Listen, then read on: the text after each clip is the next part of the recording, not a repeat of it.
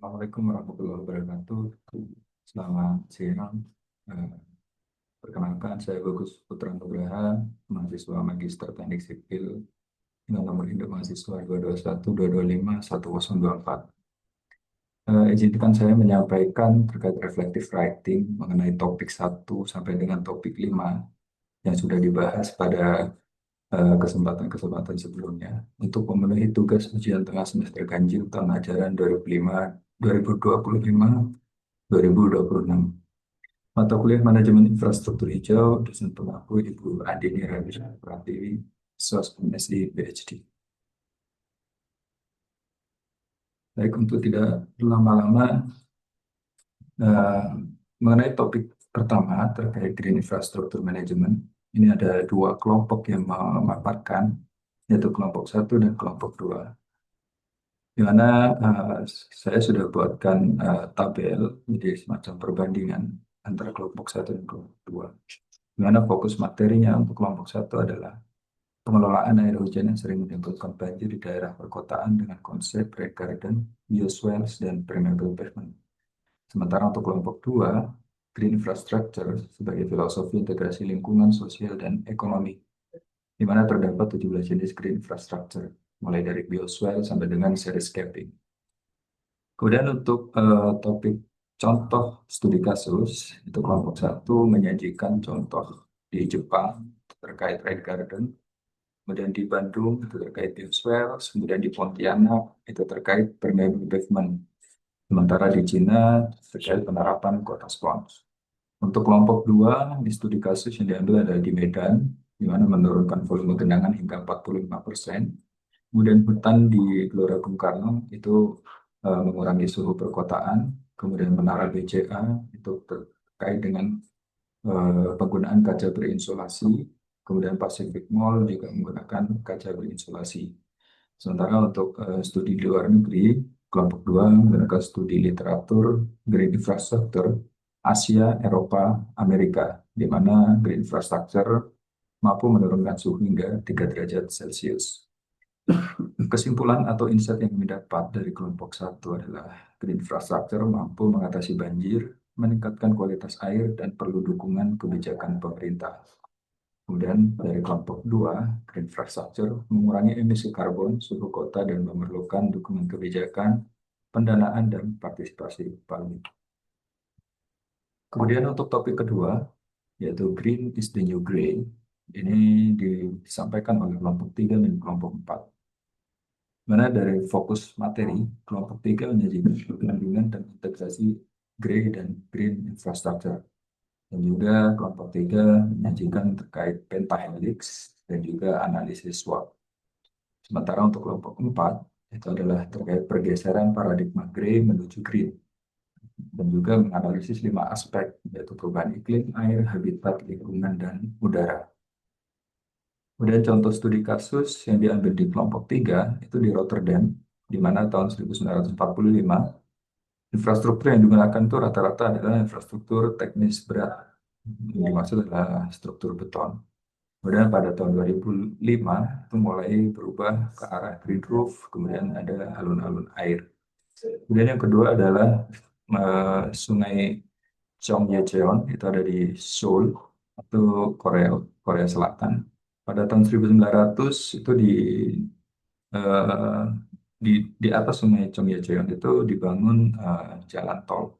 Kemudian pada tahun 2002 oleh pemerintah direstorasi kembali menjadi green infrastructure. Jadi sungainya dikembalikan lagi ke bentuk asalnya. Kemudian TOD Lebak Bulus itu pada tahun 96 itu masih menggunakan green infrastructure, di mana pembangunan jalur terminal, kemudian bangunan-bangunan. Kemudian tahun 2021 sudah mulai diterapkan green concept. Kemudian Taman Flora Surabaya ini sebelum tahun 2007 berupa taman ini masih berupa kebun bibit. Kemudian di tahun 2012 mulai difungsikan sebagai RTH atau ruang terbuka hijau. Kemudian terkait studi kasus kegagalan proyek ini diambil di Tangerang dan Bekasi. Ini adalah proyek Sea Defense atau tanggul laut. Ini kegagalannya akibat AMDAL, kemudian kurangnya partisipasi publik, dan juga kurangnya pemantauan dan pemeliharaan. Sementara untuk kelompok 4, itu studi kasus diambil di New York. Jadi sebelum tahun 2010 itu ada kasus CSO, di mana ini adalah kasus di mana runoff dari hujan itu sampai meluber. Kemudian setelah tahun 2010 mulai diterapkan bioswale, rain garden, dan green roof. Kemudian studi kasus berikutnya di Berlin, ini penggunaan biotop area faktor, di mana pengembang wajib menciptakan atau mempertahankan area hijau. Kemudian di Singapura, itu ada Garden City sebelumnya, kemudian mulai dirubah paradigmanya menjadi City in a Garden, jadi di mana kota yang berada di dalam kebun.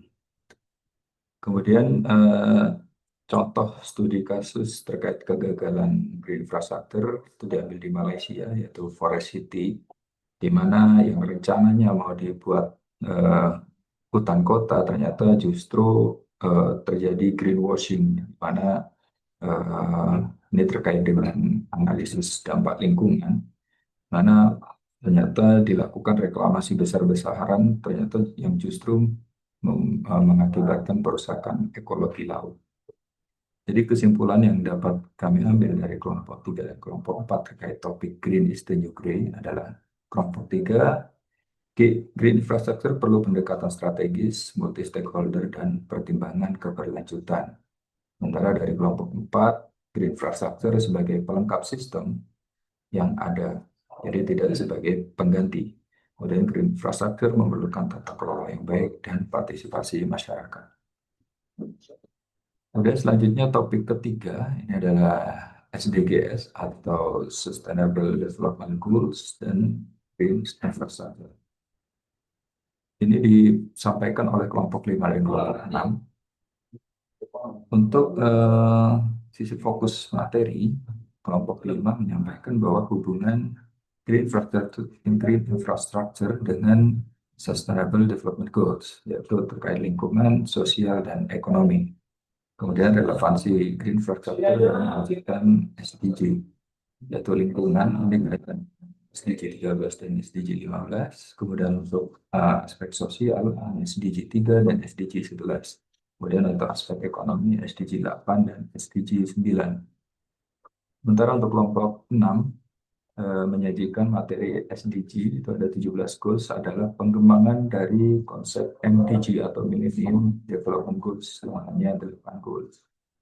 Kemudian green infrastructure sebagai alat strategis mencapai sustainable development goals. Contoh studi kasus yang diambil oleh kelompok 5 itu di Singapura, ini terkait penerapan Sponge City.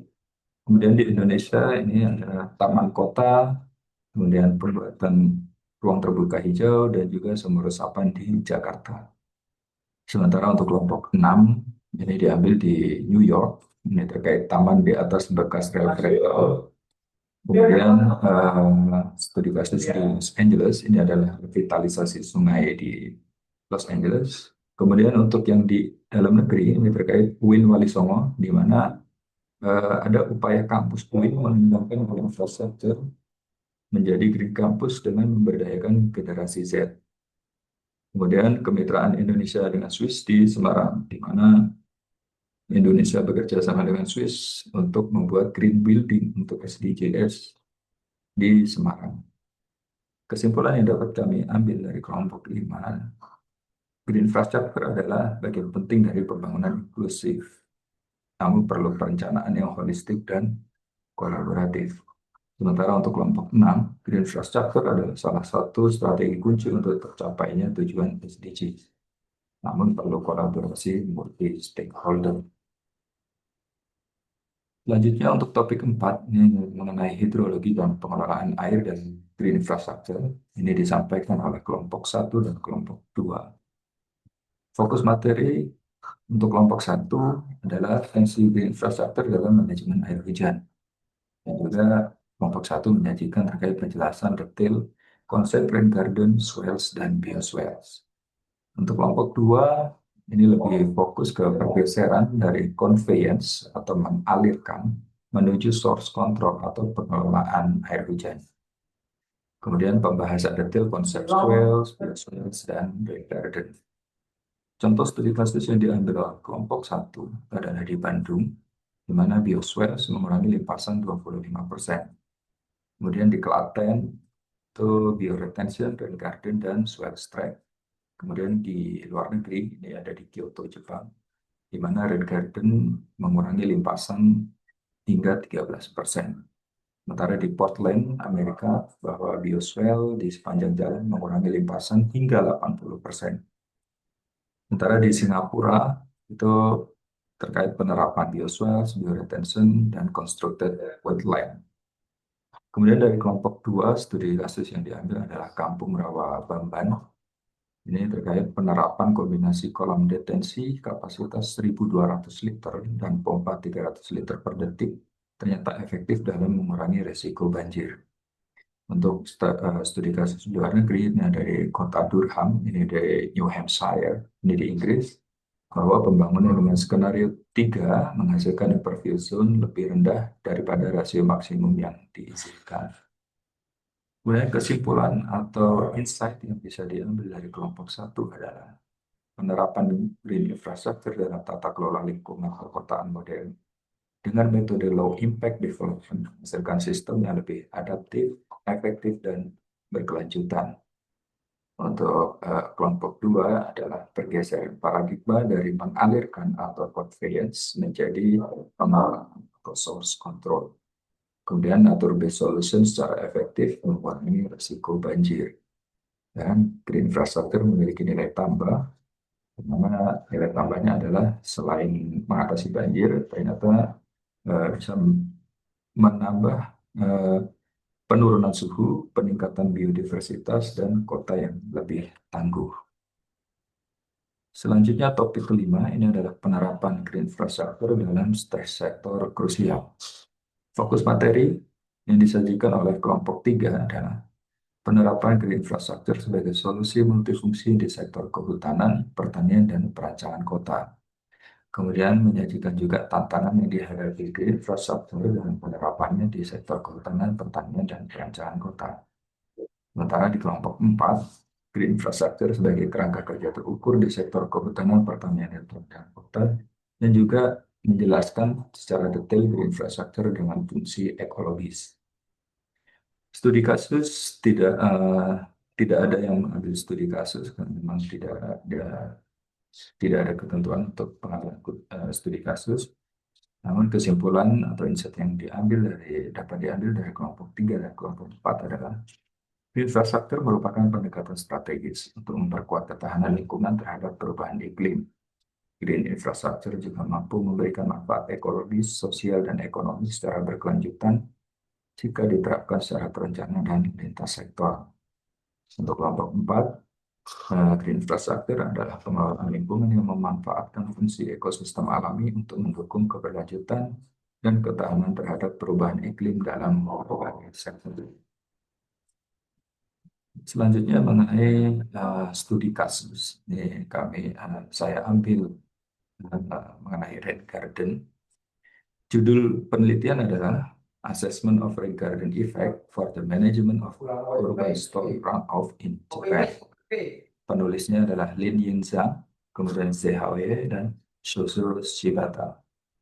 Lokasi dan tahun penelitian dilakukan di Nakagiwara, Kyoto, Jepang, tahun 2020. Tujuan penelitian adalah mengevaluasi efektivitas rain garden dalam yang pertama mengurangi limpasan atau runoff, kemudian meningkatkan kualitas air, kemudian yang ketiga adalah mitigasi banjir. Metodologi yang digunakan dalam penelitian adalah model hidrologi EPA-SWML, kemudian rainfall design yang menggunakan Chicago Hieto Graph, kemudian analisis parameter kualitas air. Temuan utama dari penelitian ini adalah ternyata pengurangan limpasan hingga 13,78%. Ini akibat dari diterapkannya rain garden. Ini dengan skenario periode ulang hujan setiap tahun. Kemudian Dengan adanya rain garden, ternyata terjadi penundaan aliran banjir selama 1 menit, ini dengan periode ulang hujan 100 tahun. Kemudian penurunan titik banjir menjadi 87 knot dengan periode ulang hujan 5 tahun. Selain itu, kualitas air semakin meningkat dengan ditunjukkan dengan penurunan TSS atau Total Suspended Solid menjadi 15,5%. Kemudian penurunan COD atau Chemical Oxygen Demand menjadi 16,17%. Kemudian penurunan total nitrogen menjadi 17,34% dan penurunan total fosforus menjadi 19,07%. Keunggulan dari penelitian ini adalah penggunaan metode yang kuat, yaitu metode simulasi EPA SBMM. Kemudian penelitian berfokus pada daerah yang memang rasio imperviusnya tinggi, yaitu di daerah eh, perkotaan, pusat perekonomian. Kemudian analisis secara komprehensif di mana hasilnya menyajikan tidak hanya data hidrologi, namun juga kualitas air. Jadi kesimpulan yang dapat kami ambil dari penelitian ini adalah rain garden efektif sebagai low impact development dalam pengelolaan air hujan di perkotaan. Mungkin itu saja yang bisa saya sampaikan pada reflective writing uh, untuk ujian tengah semester ganjil ini. Atas kurang lebihnya, saya ucapkan mohon maaf. Assalamualaikum warahmatullahi wabarakatuh.